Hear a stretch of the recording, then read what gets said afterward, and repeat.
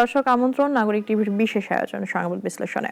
আপনারা জানেন সংবাদ বিশ্লেষণে আমরা কথা বলে থাকি দেশের সমসাময়িক ঘটনাবলী নিয়ে এবং এর পেছনের কারণগুলো নিয়ে, এবং প্রতিদিনই একজন করে সহকর্মী স্টুডিওতে উপস্থিত থাকেন আমাদের সাথে এই বিষয়গুলো নিয়ে আলোচনা করার জন্য।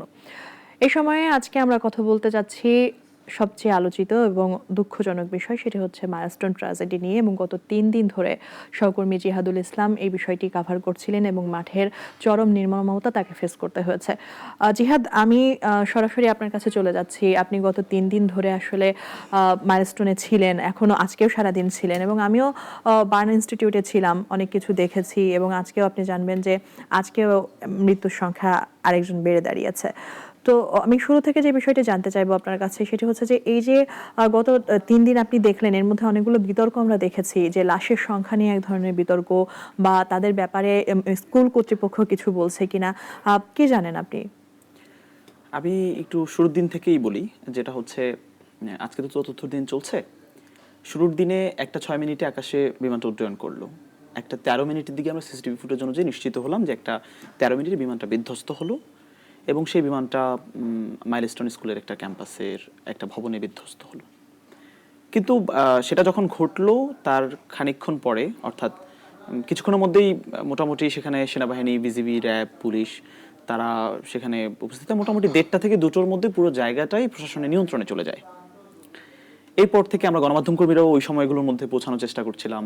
আশপাশে সবাই মানে হঠাৎ করে যেন কি হলো, মানে সকাল থেকে এক ধরনের এনভায়রনমেন্ট ছিল, সকাল থেকে সবার মধ্যে এক ধরনের পরিবেশ ছিল, কিন্তু দুপুরের পর থেকে একটা মানে কি হচ্ছে এবং কি ঘটলো একটা আতঙ্কের মতো জায়গা তৈরি হলো, শোক তৈরি হলো, সবাই টিভি স্ক্রিনের দিকে তাকিয়েছে, এমন একটা পরিবেশ তৈরি হলো দুপুরের পর থেকে। এবং আমি যাওয়ার পর থেকে যদি বলি, আমি যখন পৌঁছানোর পরে আমি প্রথম যে দৃশ্যটা দেখলাম, পুরো ক্যাম্পাসটি সেনাবাহিনী, র্যাব, বিজিবি, পুলিশ তাদের নিয়ন্ত্রণে, পুরো জায়গাটি তাদের নিয়ন্ত্রণে। ফায়ার সার্ভিস ভেতর থেকে উদ্ধারের কাজ করছে। তখনও পর্যন্ত বলা চলে যে মাত্র ধোঁয়াটা থামলো আর কি, মানে ব্যাপারটা এমন। বিধ্বস্তের পরে আগুন যখন আগুনের উত্তাপ ছড়ালো, দগ্ধ হলো শিশুগুলো, মানে কোমলমতি ছোট ছোট শিশুরা যাদের মানে প্রাণহানির দৃশ্য, নিথর দেহ এবং দগ্ধ অবস্থা তাদেরকে নিয়ে যাচ্ছে, এইরকম একটা দৃশ্য। মাইলস্টোনের প্রাক্তন যে শিক্ষার্থীরা ছিল, বর্তমান যে শিক্ষার্থীরা ছিল, যারা কলেজ শাখার শিক্ষার্থী ছিল, আমরা জানি যে স্কাই সেকশনে এই ঘটনাটা ঘটলো, মানে যে ভবনটাতে। তার তো ক্যাম্পাসে তো অনেকগুলো ভবন, অন্যান্য যে জায়গাগুলোতে খুব বেশি সেই ধরনের বিষয় হয়নি। অন্য শিক্ষার্থীরা, প্রাক্তন যে শিক্ষার্থীরা, স্থানীয় যারা আছে, সবাই যে যার মতো করে ছুটে আসছে। মানে অর্থাৎ একটা ট্র্যাজেডি, একটা নির্মমতা, আবার সেখানে মানুষের মধ্যে যে মানে কি ঘটলো তাদেরকে বাঁচানোর একটু চেষ্টা করা, সেই চেষ্টাটাও কিন্তু আমি দেখেছি। যেহেতু একটু স্পষ্ট করবেন যে জনসম্পৃক্ততার জায়গাটা আসলে সেখানে কিরকম ছিল? আপনি বলছিলেন যে একটা 16 মিনিটে এটি বিধ্বস্ত হয়েছে, এবং তারপর থেকে 1:30 থেকে 2টার মধ্যে কিন্তু পুরো পরিস্থিতি আইন শৃঙ্খলা বাহিনীর নিয়ন্ত্রণে চলে এসেছে। তারপরে উদ্ধার কার্যক্রমে কি জনসম্পৃক্ততা ছিল, নাকি তাদেরকে বাইরে রেখে সবটা সামলানো হয়েছে? স্পেসিফিকলি যদি বলতে চাই, একটা 13 মিনিটে বিমানটা বিধ্বস্ত হলো সিসিটিভি ফুটেজ অনুযায়ী। 1:30টার মধ্যে কয়েকজন যারা প্রবেশ করতে পেরেছে তারাই ভেতরে ছিল। অর্থাৎ 1:30টার মধ্যে সেনাবাহিনী, ফায়ার সার্ভিস, এবং সেনাবাহিনী উদ্ধার কাজে ব্যস্ত, ফায়ার সার্ভিস উদ্ধার কাজে ব্যস্ত, এবং তাদের অন্য একটা অংশ হচ্ছে সেটা নিরাপত্তা বেষ্টনীর মতো করে চারপাশে ব্যারিকেড দিয়ে ফেললো। ভেতরে যারা ছিল, তারপর আমি যাওয়ার পর যে দৃশ্য দেখেছি, ভেতরে একজন গণমাধ্যম কর্মীও ছিলেন, একটা বেসরকারি টেলিভিশনের একজন গণমাধ্যম কর্মী, একজন ক্যামেরা পার্সন ছিলেন, তাকেও সেখান থেকে বের করে দেওয়া হয়েছে। না, আমরা দেখেছি সামাজিক যোগাযোগ মাধ্যমে বিষয়টা উঠে এসেছে, কিন্তু সাধারণ মানুষ যারা ওই সময় ভেতরে ছিলেন তারা কি শেষ পর্যন্ত ছিলেন কিনা, নাকি তাদেরকেও বের করে দেওয়া হয়েছে? গণমাধ্যমের উপর যে অ্যাটাকটা, এটা সেনাবাহিনীর পক্ষ থেকে যেটি আমরা দেখেছি সচক্ষে, সেটি কেন হলো? আমি আপনাকে একটু পেছন থেকে ব্যাখ্যা করে আসি। সেটা হচ্ছে যে সেদিন যেটা হলো, প্রথম দিকে পুরো জায়গাটা নিয়ন্ত্রণ নেওয়ার পর ভেতরে যারা ছিল তাদেরকে বের করে দেওয়া হলো, এবং ভেতরে যারা তাদেরকে বের করে দেওয়ার পরে গণমাধ্যম কর্মীর, যেহেতু একটা টেলিভিশনেরই রিপোর্টার এবং ক্যামেরা পার্সন ভেতরে ছিলেন, তাদেরকেও বের করে দেওয়া হলো। আমার মানে খুব জানতে ইচ্ছে করে যদি জায়গাটা বলি, যে দেখেন পিলখানা হত্যাকাণ্ডের মতো ঘটনা ঘটলো দেশে, এর আগেও অনেকগুলো ঘটনা ঘটলো, এটা একটা বড় ট্র্যাজেডি তো নিশ্চয়ই, কিন্তু এছাড়াও অনেকগুলো ঘটনা ঘটলো।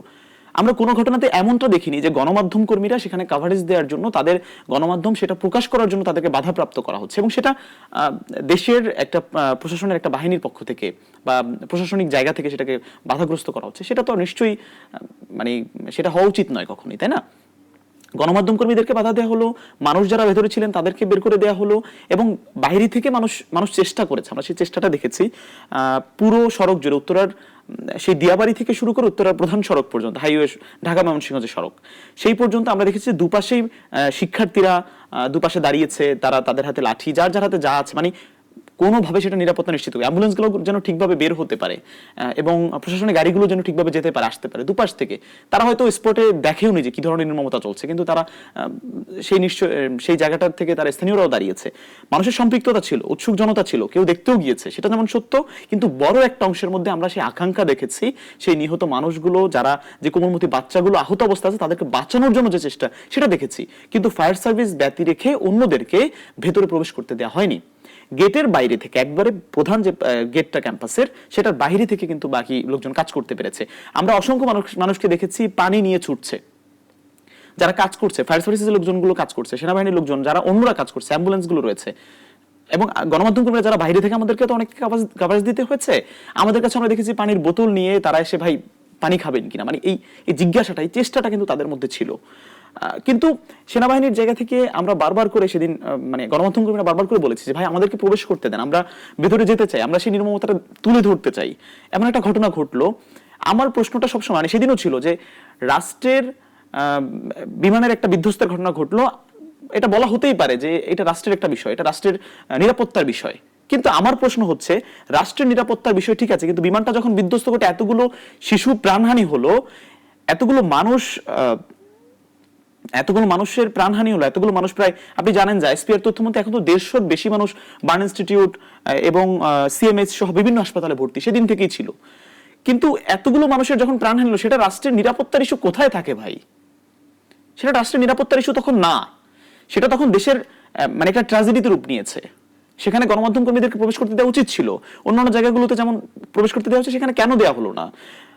সেইটা নিয়েই কিন্তু পরবর্তীতে আপনি দেখেছেন নানাভাবে প্রশ্ন উঠেছে। আমরা প্রবেশ করতে চেয়েছি, আমাদেরকে প্রবেশ করতে দেওয়া হয়নি। আমরা বিভিন্ন বিল্ডিং গুলোর উপরে, পাশে নির্মাণাধীন ছাদগুলোর উপরে, আমরা গাছের দেয়াল বেয়ে উঠে দাঁড়ানোর চেষ্টা করেছি। একটা কথা বলি, প্রধান গেটের পাশে একতলা একটা ছাদ আছে।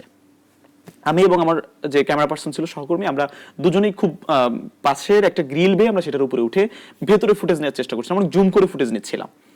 সেখান থেকে আমাদেরকে ভেতর থেকে বলা হচ্ছিল, মানে সেনাবাহিনী আমাদেরকে বলছে, পুলিশ, র্যাব, ফায়ার সার্ভিস তো উদ্ধার কাজ নিয়ে বেশি ব্যস্ত ছিল, সেনাবাহিনী গেটের সামনে যারা পাহাড়ে ছিল, আপনারা এটার উপরে উঠলেন কেন, এখান থেকে নেমে যান। মানে এই ধরনের বিহেভিয়ার কিন্তু তাদের কাছ থেকে আমরা পেয়েছি।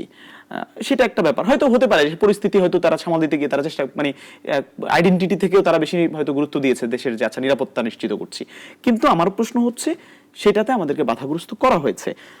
তারা বারবার করে বলছিল নিরাপত্তার বিষয়ে, আমার সেখানেও প্রশ্ন আছে। যদি আমি সেই প্রশ্নটা করতে চাই, যে দেখেন, নিরাপত্তার বিষয়ে আপনি উৎসুক জনতাকে আটকে নিরাপত্তার প্রশ্ন তুলতে পারেন। উৎসুক জনতাকে আমি আটকে রাখবো, আমার এখানে নিরাপত্তার প্রয়োজন আছে, এখানে বিস্ফোরণের, আমরা আজকে দেখেছি, আমরা এর আগে দেখেছি, নানাভাবে বলা হচ্ছিল যে ভেতরে সেই বিমানটা বিধ্বস্ত হওয়ার পরে সেখানে আগুনের ধোঁয়া, সেখানে আবারও নানাভাবে যান্ত্রিক নানা বিষয় ছিল, আবারও তো সেখানে বিস্ফোরণের ঘটনা ঘটতে পারতো, সাধারণ মানুষ সেখানে গেলে হয়তো আবার দগ্ধ হতে পারতো। সেই প্রশ্নটা প্রশাসনের পক্ষ থেকে, সরকারের পক্ষ থেকে বলা হচ্ছিল, সেই কারণে নিরাপত্তার কথা। কিন্তু গণমাধ্যম কর্মীদের আইডেন্টিটি আছে, গণমাধ্যম কর্মীদের আইডি কার্ড আছে, ক্যামেরা আছে, তার লোগো আছে, আপনি তারকে আটকে দিয়েও কি ধরনের নিরাপত্তার কথা বলছেন? জিহাদ, তাহলে কি আমি আসলে মানে একজন গণমাধ্যম কর্মী হিসেবে আপনিও কি সাধারণ জনগণের মতো প্রশ্ন তুলছেন কিনা, যে এখানেও কি ওই যে লাশের সংখ্যার যে বিতর্ক, সেটি নিয়ে কোনো ধরনের লুকোচাপা আছে কিনা, বা কোনো কিছু রহস্যজনক মনে করছেন? লাশের প্রশ্ন নিয়ে, সংখ্যা, নিহতের সংখ্যা, আহতের সংখ্যা, এটা নিয়ে প্রশ্ন তোলাটা একটু কঠিন, এবং গণমাধ্যম কর্মী হিসেবে আমি সেটা তুলতে চাই না। আমি শুধু বাস্তবতাটা বলি।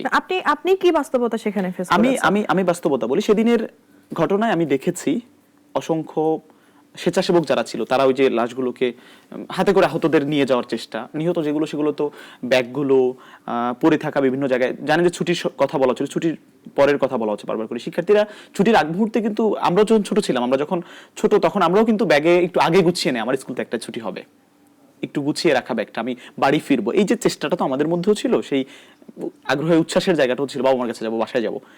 কিন্তু সেদিন হয়তো সে চেষ্টাটা ছিল। আহতদেরকে ভলান্টিয়াররা বিভিন্ন জায়গায় নিয়ে গিয়েছে, অ্যাম্বুলেন্সগুলো বাইরে ছিল, সিরিয়াল অনুযায়ী আমরা অ্যাম্বুলেন্সগুলো দেখেছি। নিহত যেগুলো ছিল, সেগুলোকে হয়তো আমরা হেলিকপ্টারে করে তুলে নিতে দেখেছি। আমরা সেখানে নিহত দেহগুলোকে, নিথর দেহগুলোকে সেভাবে দেখেছি। দগ্ধ অবস্থার পরে এক্সাক্ট সংখ্যাটা বলাটা একটু কঠিন আমার জায়গা থেকে যদি আমি বলি, দগ্ধ হওয়ার পরে যেটা নিহত সেই দেহটাও নিথর, এবং আহত যে 80% তার দেহটাও কিন্তু নিথর। একটা কোমলমতি বাচ্চা, একটা ছোট শিশু, তার তো শরীরে সেই নিস্তেজ অবস্থায় আছে। আমি তখন আমার আপাত দৃষ্টিতে তাকিয়ে বলা মুশকিল যে এটা আহত হয়েছে, এটা নিহত হয়েছে, এই বাচ্চাটা নিহত, এটা আহত। কিন্তু আমি বের করতে দেখেছি অসংখ্য মানুষ, হেলিকপ্টারে করে অনেক অসংখ্য তুলতে দেখেছি। প্রশ্নটা যেখানে তুলেছে, আমি একটু আপনার সাথে যুক্ত করি, প্রশ্নটা আমরা তার পরের দিন থেকেই দেখেছি। রাত 9:30 পর্যন্ত ফায়ার সার্ভিস উদ্ধার কার্যক্রম চালিয়েছে। 10:10 ফায়ার সার্ভিস স্থান ত্যাগ করেছে। ঢাকার অসংখ্য হাসপাতালে প্রায় 150 জনের মতো আহতরা আসলে ভর্তি রয়েছেন বিভিন্ন জায়গায়, এবং বার্ন ইউনিটেও 44 জন আসলে ভর্তি রয়েছেন। তার মধ্যে আজকে একজন মারা গিয়েছেন, আপডেট জানি। এই যে আহতদের বা নিহতদের স্বজনরা, তাদের সাথে তো কথা বলার সুযোগ হয়েছে নিশ্চয়ই, তারা এই মুহূর্তে আসলে কি প্রতিক্রিয়া ব্যক্ত করছে বা তাদের জায়গা থেকে কোনো অভিযোগ আছে কিনা? অভিযোগের জায়গাটা অনেক বড়। অভিযোগের জায়গাটা আমি সেদিন রাতের প্রেক্ষাপট থেকে একটু আসতে চাচ্ছি। রাতে যখন মানে প্রশ্নটা শুরু হয় যেদিন, আসলে এক্স্যাক্টলি স্বজনদের আহাজারি আর্তনাদ তো আছে। দেখেন, যে সন্তান হারিয়েছে সেই জানে। আজকে মাইলস্টোন ট্র্যাজেডি নিয়ে আলোচনা হচ্ছে, সরকার পক্ষ নানা ধরনের কথা উঠছে, প্রশ্ন উঠবে, কিন্তু একটা সময় গিয়ে হয়তো দেশ কিছুটা ধামাচাপা দিবে, দেশের মানুষ ভুলে যাবে যে মাইলস্টোন ট্র্যাজেডি নামে একটা কিছু হয়েছিল, মনে করিয়ে দিলে আবার মনে পড়বে। কিন্তু যে সন্তান হারিয়েছে তাকে আপনি কিভাবে ভুলাবেন? তার আর্তনাদ, হাজারি, তার কষ্ট, যে স্বপ্নটা মাত্র যে ফুলটা ফুটেছে সেই ফুলটা ঝরে গেছে। কিন্তু সেই প্রশ্নটা উঠেছিল সেদিন রাত থেকে, যেদিন উদ্ধার কার্যক্রম 2টা থেকে রাত 9:30 পর্যন্ত ফায়ার সার্ভিস উদ্ধার কার্যক্রম চালিয়েছে। 10:10 ফায়ার সার্ভিস স্থান ত্যাগ করেছে বলে ফায়ার সার্ভিসের অফিসিয়ালি তারা জানিয়েছে, ফায়ার সার্ভিসের মিডিয়া সেল থেকে। কিন্তু রাত 11টায় একটা অ্যাম্বুলেন্স সেই ক্যাম্পাসে প্রবেশ করে। ফায়ার সার্ভিসের পক্ষ থেকে জানানো হচ্ছিল যে আমাদের একটা দল আমাদের সেখানে থাকবে নিরাপত্তার স্বার্থে, এছাড়া অন্যান্য যে বাহিনীগুলো আছে তারা নিরাপত্তার স্বার্থে তো সারাদিনই ছিল, এখনো পর্যন্ত নিরাপত্তা নিশ্চিত করছে প্রশাসন। কিন্তু রাত 11টার দিকে যে অ্যাম্বুলেন্সটা ওই ক্যাম্পাসে প্রবেশ করলো, সেইটা ঘটার পরে রাতেই আমরা দেখলাম যে ক্যাম্পাসটা উত্তাল হয়ে উঠলো। শিক্ষার্থীরা সারাদিন ব্যাপী যারা স্বেচ্ছাসেবক হিসেবে কাজ করেছে, ভলান্টিয়ার হিসেবে কাজ করেছে, তারা রাতে ফের আবার ক্যাম্পাস উত্তাল হলো। শোক যখন মানে যেখানে দগদগে অবস্থা শোকে, তখন রাতে কেন ওই অ্যাম্বুলেন্সটা প্রবেশ করলো সেটা নিয়েই কিন্তু প্রশ্নটা শুরু হলো। কারণ সারাদিন ভর সাধারণ মানুষও দেখেছে তাদেরকে প্রবেশ করতে দেওয়া হয়নি, গণমাধ্যম কর্মীরাও বাধাপ্রাপ্ত হয়েছে, সেটাও দেখা গিয়েছে। গণমাধ্যম কর্মীরা কিন্তু সেদিন সারাদিন আমরা কভার করেছি, আমার সামনে প্রবেশ গেটের সামনেই একজনকে, আন্তর্জাতিক গণমাধ্যমে একজন সহকর্মী আমার কাজ করে, আমি নামটা না প্রকাশ করি, তিনি একজন সেনা কর্মকর্তা, একজন সেনা সদস্য, তিনি সারাদিন কাজ করেছে, অনেক ক্লান্ত ছিলেন, তিনি রোদের তাপের জন্য তিনি পড়ে গেলেন, হ্যাঁ, মাথা ঘুরিয়ে। প্রচন্ড রোদ ছিল, প্রচন্ড গরম, তো উনি পাশ থেকে দাঁড়িয়ে হুট করে হয় না যে একটু ছবি তুলতে চেয়েছেন, ক্যামেরাটা বের করার সাথে সাথে ওনার ক্যামেরাটা সেনাবাহিনীরা সে ছিনিয়ে নিয়ে গেল। ওনাকেও ঘাড় ধাক্কা দিয়ে ধরে ওনাকে কয়েক হাত সামনে নিয়ে গেল। আমি এবং বেসরকারি আরেকটা টেলিভিশনের রিপোর্টার আমার পাশে দাঁড়ান, আমরা দুজনেই প্রশ্ন তুললাম যে এটার জন্য আপনি বলতে পারেন ভাই ছবিটা তুলেন না, আপনি বলতে পারেন ছবিটা প্রকাশ করেন না, কিন্তু আপনি তাকে তার গায়ে হাত দিতে পারেন না, সে একজন গণমাধ্যম কর্মী। জি, জিহাদ, আইন শৃঙ্খলা বাহিনীর দিকে তো অভিযোগের তীর আমরা শুনলাম, এর পরেরও 2 থেকে 3 দিন আপনি সেখানে অবস্থান করেছেন, আপনি গিয়েছেন, এরপরে কি দেখেছেন যে আর কোনো পরিবার সেখানে আসছে বা কেউ তাদের সন্তান খুঁজছে বা কোনো কিছু রাহাজারি করতে, বা গতকাল বা আজকের চিত্র আপনি কি দেখেছেন? গতকাল, আজকে এবং তার আগের দিন, 3 দিনের কথাই আমি একটু বলতে চাই ছোট করে। সেদিন পরে রাতে উত্তাল হওয়ার পরে পরদিন সকালবেলা পোলাফান বা শিক্ষার্থীরা যারা রয়েছে প্রাক্তন বর্তমানরা, তারা 6 দফা দাবিতে আন্দোলন শুরু করলো। সকাল থেকে ক্যাম্পাসের বাইরে তারা আন্দোলন করলো। দুপুরের দিকে শিক্ষা উপদেষ্টা, আইন উপদেষ্টা এবং প্রধান উপদেষ্টার প্রেস সচিব তিনি পরিদর্শনে তারা গেলেন, প্রবেশ করলেন ভেতরে।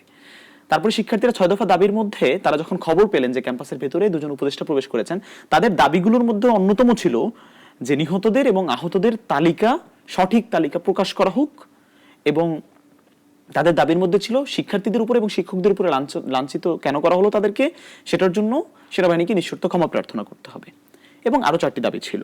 এই দাবিগুলো নিয়ে তারা যখন আন্দোলন করছিলেন তখনই তারা বুঝতে পারতেছিলেন, তার বাইরে দাবিগুলো কিন্তু সরকারের কাছে সেটা পৌঁছাতে হবে। দুই উপদেষ্টাকে পেয়ে তারা ভেতরে প্রবেশ করার চেষ্টা করলেন, কিন্তু বাইরে থেকে গেট বন্ধ করা, ভেতরে উপদেষ্টারা আছেন। গেট ভেঙেই 11:30টার দিকে তারা ভেতরে প্রবেশ করলেন, দুপুরের দিকে। তার পরবর্তীতে ভেতরে যাওয়ার পর তারা ওই মাঠের মধ্যে ছিলেন, উপদেষ্টারা 5 নম্বর ভবনে। নিহতদের বা আহতদের তালিকার কথা তো বলছিলেন, উপদেষ্টাদের অবরোধের ঘটনাও তো দেখেছি, সেটার কারণ অবশ্যই ব্যাখ্যা করবেন, কিন্তু স্কুল কর্তৃপক্ষ আসলে কি বলছে, কোনোভাবে মুখ খুলেছে কিনা গণমাধ্যমে? স্কুল কর্তৃপক্ষ তো বারবার করে যে ব্যাখ্যাটা দিচ্ছে, তারা বলছে যে নিহত আহতদের সংখ্যা নিয়ে যতই প্রশ্ন উঠুক, তাদের দাবি বা দুপক্ষেই সপক্ষে এবং বিপক্ষে যুক্তি আছে। শিক্ষার্থীরা বলছে যে আমরা অনেকগুলো দেহ নিথুর দেহ বের করেছি, এতগুলো দেহ, এতগুলো লাশ হেলিকপ্টারে করে তোলা হলো, কিন্তু তাহলে সংখ্যা এত কম কেন? সংখ্যা তো আরো বেশি হওয়ার কথা।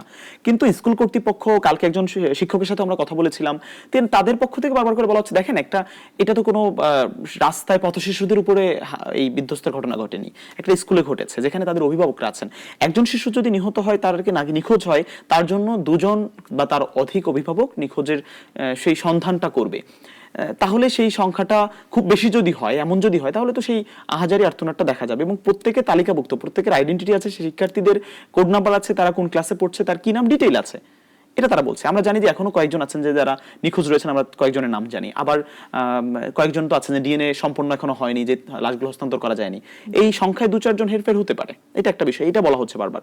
কিন্তু স্কুল কর্তৃপক্ষ, শিক্ষক, তারা বলছে যে যেই দাবিটা তোলা হচ্ছে যে অসংখ্য হতে পারে, যেমন কেউ দেখছিলাম যে 60 জন 70 জন বলছেন, আবার অনেকে সেখানে বলবো যে ওই যে একটা দাবি উঠছে সংখ্যা সঠিক নয়, এই দাবির পরে দেখেছি যে অন্যান্য অনেক স্কুলের শিক্ষার্থীরা অনেকে গিয়ে সেখানে গণমাধ্যমের সামনে বারবার, একই ব্যক্তিকে আমরা 3-4 জায়গায় গতকালকে দেখেছি যে 3-4টা গণমাধ্যমের সামনে গিয়ে বারবার বলছে, দেখেন 200 ছাড়িয়েছে, নিহতের সংখ্যা 200 ছাড়িয়েছে, আপনারা এটা প্রকাশ করেন।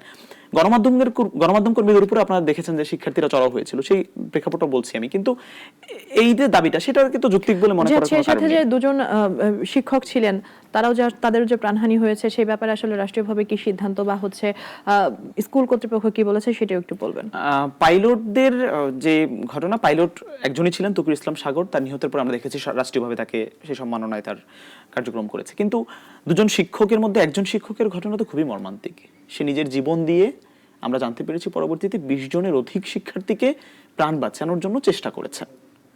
এখন তিনি নিজে তো বের হয়ে আসতে পারতেন, তিনিও দগ্ধ হয়েছেন, তিনি তো বের হয়ে আসতে পারতেন। তিনি বলেছেন যে আমি সেটা পারি না, মানে আমার জায়গা থেকে আগে বাচ্চাদের প্রাণ বাঁচানো উচিত, বাচ্চাদের জন্য তার দায়িত্ববোধ, তিনি সেই পরিচয়টা দিয়েছেন। রাষ্ট্রীয়ভাবে 4র্থ দিনে এসে সেই প্রশ্নটা তো নিশ্চয়ই থাকে। রাষ্ট্র সেই ঘটনা সেদিনই জানা গিয়েছে, মেহরিন আক্তার, এবং তিনি 20 জন শিক্ষার্থীকে এইভাবে প্রাণ বাঁচালেন। তিনি নিজেও পরবর্তীতে নিহত হলেন, তিনি অসুস্থ ছিলেন, তারপরে তার নিহতের খবর আমরা পেয়েছি। রাষ্ট্র 4র্থ দিনে এসে এই সিদ্ধান্ত কেন নিতে হলো, সেটা নিয়ে প্রশ্ন আছে। কিন্তু সিদ্ধান্তটা আপনাকে বলতে চাই, সেটা নিশ্চয়ই সাধুবাদ জানানোর যোগ্য। একটা সিদ্ধান্ত রাষ্ট্র নিয়েছে, তাদের 2জন শিক্ষক নিহতের ঘটনায় তাদের 2জনকে রাষ্ট্রীয়ভাবে স্বীকৃতি প্রদান করা হবে, রাষ্ট্রীয়ভাবে সম্মাননার কথা বলা হয়েছে। এছাড়া আগামী শুক্রবার প্রত্যেক মসজিদে সে তাদের জন্য, নিহত এবং আহতদের জন্য দোয়ার কথা, এই ধরনের একটা সিদ্ধান্ত হয়েছে। আজকে প্রধান উপদেষ্টার সভাপতিত্বে একটি সভায় এই ধরনের সিদ্ধান্ত উপদেষ্টা পরিষদ নিয়েছে।